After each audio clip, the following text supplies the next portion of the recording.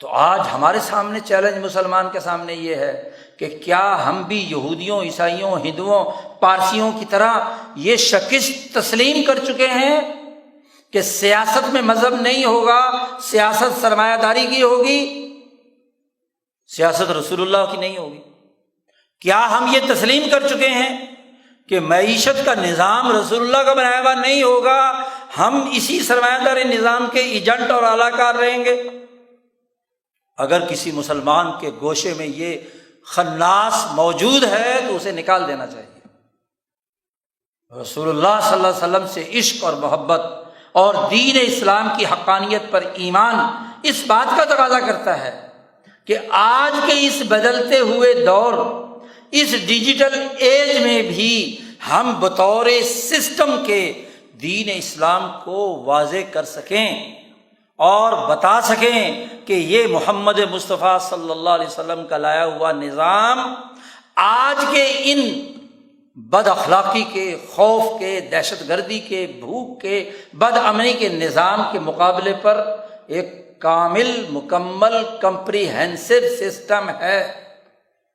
اس نقطۂ نظر سے سیرت کا مطالعہ کرنا، اس نقطۂ نظر سے قرآن حکیم کو پڑھنا، اس نقطۂ نظر سے دین کا مطالعہ کرنا، یہ آج ہمارا فریضہ ہے۔ قرآن صرف وظیفے کے لیے پڑھا جائے،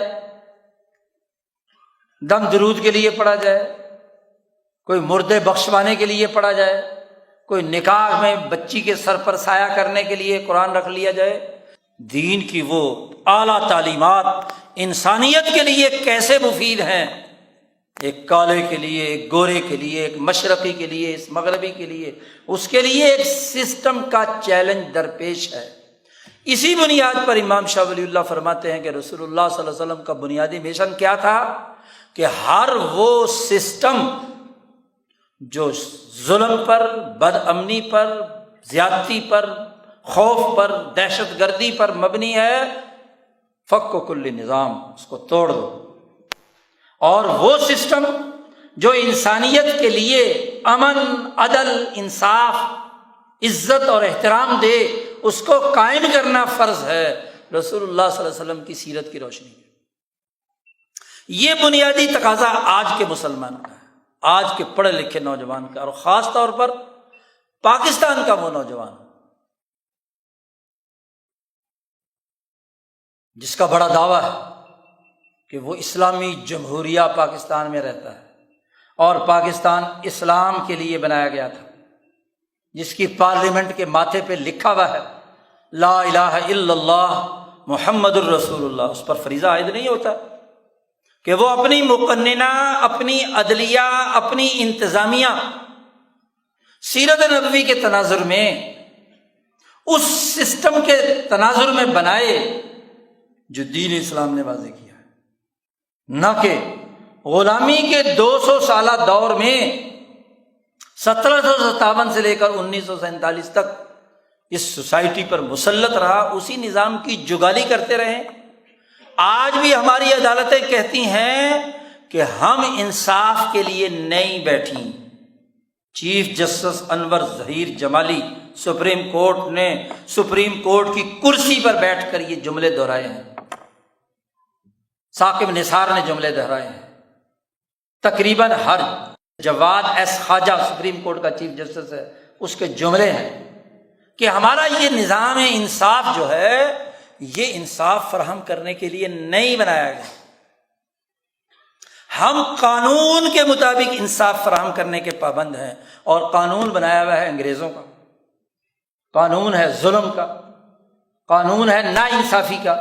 تو نا انصافی کے قانون کے ذریعے سے کوئی جج کسی کو انصاف فراہم کر سکتا ہے؟ 100 سالہ مقدمات دیوانی کے آج بھی جاری ہیں۔ 24 سال میں مانسیرا کے ایک بوڑھے کا مقدمے کا فیصلہ ہوتا ہے، اور جب فیصلہ اس کے حق میں ہوتا ہے تو وہ غش کھا کے گر پر مر جاتا ہے۔ یہ انصاف؟ اپنی مقننہ کو دیکھو، ان 75 سالوں میں غلامی کے زمانے کا کوئی قانون بدلا؟ آج بھی 1828 کا برٹش کرمنل لا آپ پر نافذ ہے، آج بھی 1861 کا پولیس ایکٹ آپ پر مسلط ہے، آج بھی 1873 کا کینال ایکٹ آپ پر مسلط ہے، آج بھی 1835 کا بنایا ہوا مالیاتی نظام آپ پر مسلط ہے، آج اسی زمانے کا بنایا ہوا نظام تعلیم آپ پر مسلط ہے۔ اسلام کے نام پر ملک لیے ہوئے 75 سال ہو گئے، اور اسلام کے نام پر نہ مقننہ بنائی، نہ عدلیہ بنائی، نہ انتظامیہ بنائی۔ ظلم ڈھانے کے لیے جو انتظامیہ بنائی تھی 1803 میں، اس وقت کے وائسرائے ہند نے، آج بھی وہی۔ دنیا کے کسی آزاد ملک میں ایسا سسٹم نہیں ہے جو آج ہمارے ملک میں مسلط ہے۔ تو ہمارے مسائل غلامی کے زمانے کے نوآبادیاتی دور کے وہ سسٹم ہیں جو نبی اکرم صلی اللہ علیہ وسلم کی سیرت سے بالکل مختلف ہیں، سرمایہ کے مفاد کے گرد گھومتے ہیں، عالمی طاقتوں کے مفادات کے تحت چلتے ہیں، ان کی ڈکٹیشن پر عمل کیا جاتا ہے۔ آزادی سلب ہے، وہ جو فیصلہ کرتے ہیں وہ ہم اس کے مطابق عمل درآمد کرتے ہیں۔ آپ 75 سالوں میں اندازہ لگائیے کہ عدالتیں ہر کچھ عرصے کے بعد گھما پھرا کر سود کے خلاف فیصلوں کو ریجیکٹ کرتی چلی آ رہی ہیں۔ اب ماشاءاللہ وفاقی شرعی عدالت نے فیصلہ دیا 30 سال کے بعد، چیف جسٹس نور محمد مسکان زئی نے، کہ ہمیں 30 سال بعد پتہ چل گیا اب اس فیصلے سے کہ سود واقعی حرام ہے، یعنی 1400 سال پہلے اللہ میاں قرآن میں حرام اسے قرار دے چکے ہیں، اور وفاقی شرعی عدالت اسلام کی اس کو اب 1990 میں جو فیصلہ ہوا اس کے خلاف اپیلیں ہوئی، اور پورے 30 سال کے بعد اب 2020 میں 21 میں پتہ چلا کہ جی سود حرام ہے، اور پھر اس کو حلال بنانے کے لیے 5 سال مزید دے دیے۔ اس سے بڑا ظلم کوئی ہے؟ پھر کہیں گے جی اسلامی جمہوریہ پاکستان، کس بات کا اسلامی جمہوریہ؟ نہ اسلامی ہے نہ جمہوریہ ہے، نام کے پاکستان رکھنے سے پاک ہو جائے گا ملک؟ جب تک وہ سسٹم جو ظلم، ناانصافی، بد امنی کا نوآبادیاتی دور کے تقاضوں سے عالمی سرمایہ داری نظام نے بنایا تھا، اس وقت تک اس سے نجات حاصل نہیں کرتے، اس وقت تک سیرت نبویہ پر لفظی سیمینار کر دینا کافی نہیں ہے۔ حضور صلی اللہ علیہ وسلم کی بات کو بطور سسٹم کے سمجھنا اور اس کے مطابق بنانے کی منظم جد و جہد اور کوشش کرنا۔ فرقوں میں بٹے ہوئے تنظیم پیدا ہوتی ہے، جیسے ابھی مفتی صاحب نے فرمایا 15 نظام تعلیم ہمارے ملک میں جاری ہیں، 5 مذہبی اور 10 کے قریب جو ہے وہ عصری تعلیمی ادارے ہیں۔ تو کسی ملک میں وحدت فکری پیدا ہوگی ان نظاموں سے؟ دنیا کی ہر ریاست کو دیکھیں، ایک نظام تعلیم، پورے امریکہ میں، پورے برطانیہ میں، پورے روس میں، پورے چین میں، جرمنی میں، فرانس میں، آسٹریلیا میں، صرف ایک نظام۔ جو اس ریاست کا شہری ہے، خواہ وہ یہودی ہے، مسلمان ہے، عیسائی ہے، کچھ بھی ہے، اسے اس ایک نظام تعلیم کو پڑھنا ہے۔ اگر آپ نے مذہبی تعلیم حاصل کرنی ہے تو اپنے گھر میں یا اپنے کسی مسجد میں پڑھ لو یا اپنے مندر میں پڑھ لو، لیکن ملک کا نظم و نسق چلانے کے لیے ایک سیاسی نظام، ایک تعلیمی نظام۔ اور ہمارے ہاں 15 نظام تعلیم سے لوگ پیدا ہوں گے تو 5 تو مذہبی فرقوں کے ہو گئے اور 10 جو ہیں وہ عصری فرقوں کے ہو گئے۔ یہ ایچیسن کا ہے، یہ لارنس کالج کا ہے، یہ چیف کالج کا ہے، یہ مہنگے لمز کا ہے، آج کل نئے نئے ادارے آ گئے، لمز کا ہے، یہ فلانے کا ہے، اور یہ بیچارہ ٹاٹ سکول کا سرکاری ہے جو کلر کی بھرتی ہو سکتا ہے، اس سے اوپر نہیں جا سکتا۔ تو وحدت فکری کیسے پیدا ہوگی؟ ایک قوم کیسے بنے گی؟ ایک اجتماعیت کیسے پیدا کی؟ اگر تعلیم کے ذریعے سے ہی انفرادیت اور فرقہ واریت کا زہر انسانی دلوں میں اتار دیا تو ان میں بنیان و مرصوص والی ٹیم کیسے بنے گی؟